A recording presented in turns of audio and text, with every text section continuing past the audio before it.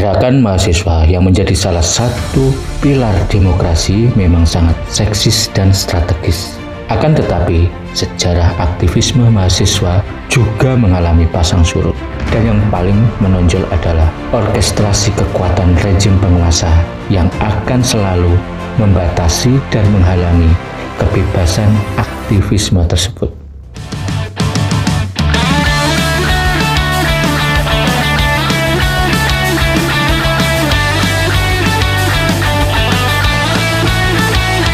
Tindakan pimpinan atau dekanat FISIP UNER yang membekukan kepengurusan badan eksekutif mahasiswanya bukan saja melanggar hak asasi manusia dalam sebuah negara demokrasi, tapi kami juga menduga sikap represi dekanat itu menjadi bagian strategi pihak tertentu yang mencoba ingin mengembalikan sistem Orde Baru atau kita sebut dengan Neo Orde Baru.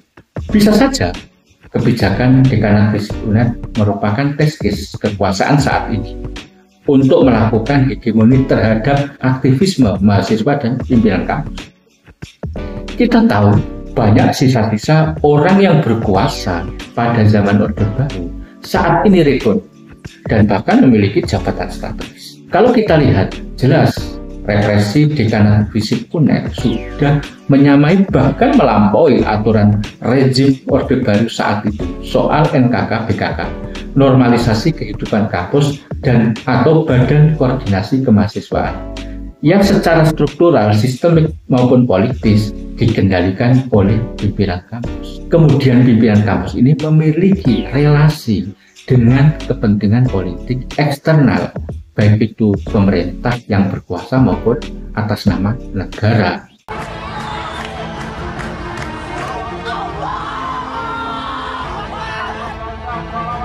Mei 1998 menjadi salah satu bulan sangat penting bagi masyarakat tanah air. Runtuhnya rezim Orde Baru terjadi pada Kamis 21 Mei 1998 saat Presiden Soeharto resmi mengumumkan pengunduran dirinya sebagai Presiden Republik Indonesia di Istana Negara Jakarta.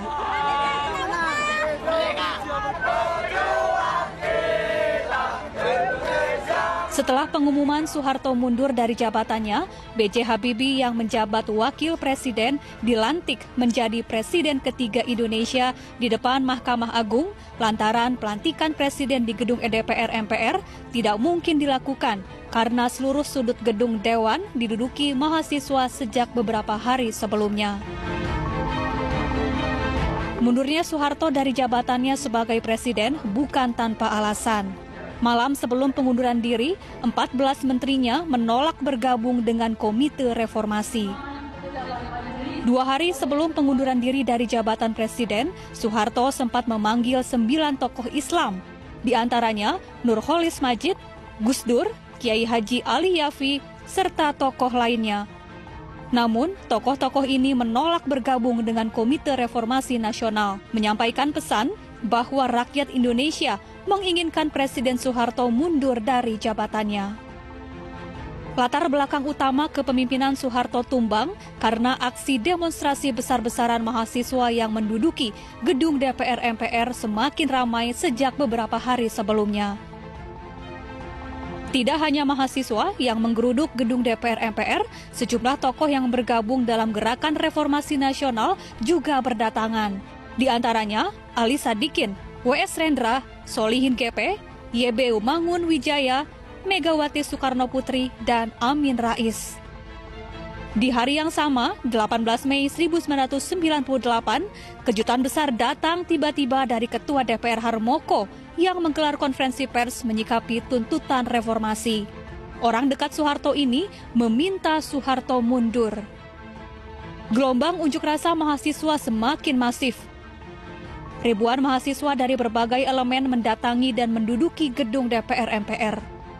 Mereka menuntut Soeharto mundur hingga menginap beberapa hari ke depan. Memang akhir-akhir ini Universitas Airlangga Surabaya itu banyak membuat keputusan yang kontroversial. Bahkan kadang terlihat bersifat otoriter, melebihi otoritasi kekuasaan negeri ini. Kita masih ingat soal pemecatan dekan Fakultas Kedokteran yang dilakukan oleh Rektor pada bulan Juli 2024 lalu. Karena sang dekan ini menolak kebijakan Menteri Kesehatan soal inisiasi dokter asing. Konflik yang terjadi pada Profesor Budi Santoso berujung pada pencopotan jabatannya sebagai Dekan Fakultas Kedokteran Universitas Airlangga, Surabaya. Konflik ini kemudian merebak dan menjadi perbincangan di berbagai platform media sosial. Rektor Universitas Airlangga, Profesor Muhammad Nasih, berpendapat keputusan tegas berupa pencopotan jabatan dilakukan karena yang bersangkutan kerap melontarkan gagasan pribadi dengan menyertakan jabatannya sebagai Dekan Fakultas Kedokteran Universitas Airlangga, Unair. Kali ini ada persoalan baru, yaitu keputusan dekanat membekukan Badan Eksekutif Mahasiswa FISIP UNER, karena Badan Eksekutif Mahasiswa ini membuat ucapan selamat yang bersifat satir atas pelantikan Prabowo dan Gibran sebagai Presiden dan Wakil Presiden. Ucapan itu berbunyi, selamat atas dilantiknya Jenderal Bengis pelanggar hak asasi manusia dan Profesor IPK 2,5 sebagai Presiden dan Wakil Presiden. Dengan disertai dalam banner itu ada foto Prabowo dan Gibran.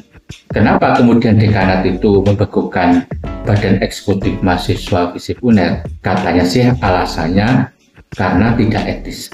Pertanyaannya, apakah kemudian kemenangan dan pengangkatan Prabowo Gibran meskipun sudah melalui proses demokrasi yang ada sudah memenuhi standar etika peradaban politik negeri ini? Karena saya yakin anak-anak Badan Eksekutif Mahasiswa FISIP UNER ini bukan generasi sembarangan. Mereka tentu saja sudah membaca secara kritis soal sosok yang saat ini dijadikan objek satire. Saya juga yakin anak-anak Badan Eksekutif Universitas Airlangga itu juga sudah memahami aturan Undang-Undang Dasar soal kebebasan berpendapat dan berekspresi. Justru yang perlu kita pertanyakan itu adalah kemana saja para dekanat FISIP UNER itu selama ini. Sehingga banyak anomali politik yang terjadi dalam proses demokrasi selama ini, tapi mereka diam seribu bahasa. Padahal apa yang dilakukan oleh para pimpinan Badan Eksekutif Mahasiswa itu bukan sesuatu yang aneh. Karena kalau kita lacak dari data-data yang ada, itu sudah tersebar di mana-mana. Maka silakan baca ulang soal dokumentasi pelanggaran kekerasan dan kemanusiaan yang pernah dilakukan oleh orang nomor satu di negeri ini. Itu bisa kita lihat dari berbagai institusi yang saat itu memang diberi kewenangan untuk melakukan penyelidikan. Bisa dari Profesor Hermawan Sulistyo atau dari institusi militer sendiri. Lantas, apakah dekanat FISIP UNER pernah membahas secara kritis soal traumatik negara, demokrasi yang nanti akan dipimpin oleh seorang yang memiliki catatan hitam dalam hal demokrasi itu sendiri? Kedua, apakah dekanat FISIP UNER pernah membahas secara serius soal pelanggaran etik yang dilakukan oleh Ketua MK yang sudah diputus MK karena ada modus untuk meloloskan sang wapres saat ini? Itu sebenarnya yang jelas-jelas melanggar etik, bukan apa yang saat ini dilakukan oleh para pengurus Badan Eksekutif Mahasiswa FISIP UNER itu. Makanya perlu ada klarifikasi dari para dekanat soal para pejuang demokrasi, anak-anak pengurus Badan Eksekutif Mahasiswa FISIP UNER yang saat ini sedang dibukakan oleh pimpinannya.